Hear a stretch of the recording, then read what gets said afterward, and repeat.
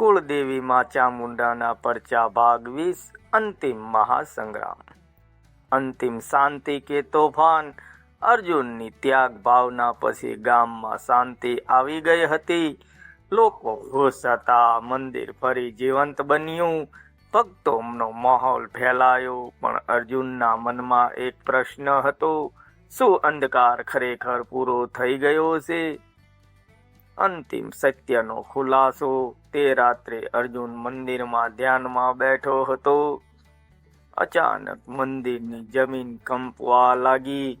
દીવો ઝબૂકવા લાગ્યો અને એક ગહન અવાજ ગુંજ્યો, હું હજુ જીવિત છું। અર્જુન ચોંકી ગયો। અંધકારનો અસલી સ્વરૂપ। અચાનક એક વિશાળ કાળો સ્વરૂપ પ્રગટ થયું। પણ આ વખતે એ અલગ હતું। તેની અંદરથી અનેક ચહેરા દેખાતા હતા। ગુસ્સો, લોભ, અહંકાર, ડર, બધું એક સાથે। એ બોલ્યો, હું ફક્ત એક શક્તિ નથી, હું માનવના અંદરના બધા દુર્ગુણો છું। અર્જુનની સમજ। અર્જુન સમજી ગયો, આ બહારનો દુશ્મન નથી, આ તો માનવના અંદર રહેલો અંધકાર છે। અંતિમ લડાઈ। અંધકાર ગર્જના કરીને આગળ વધ્યો, તું મને ક્યારેય પૂરો નથી કરી શકતો। અર્જુન આંખો બંધ કરીને ઊભો રહ્યો। અંતિમ યાજ્ઞા।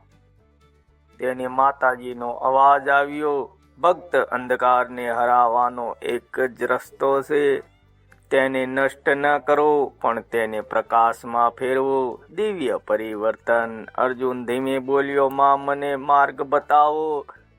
અને તે જોરથી બોલ્યો, જય માં ચામુંડા। અચાનક તેના અંદરથી તેજ પ્રકાશ નીકળ્યો। એ પ્રકાશ અંધકારમાં ફેલાયો। અંધકારનો અંત, અહીં પરિવર્તન। આ વખતે અંધકાર નષ્ટ થયો નહીં, તે ધીમે ધીમે પ્રકાશમાં બદલાવા લાગ્યો।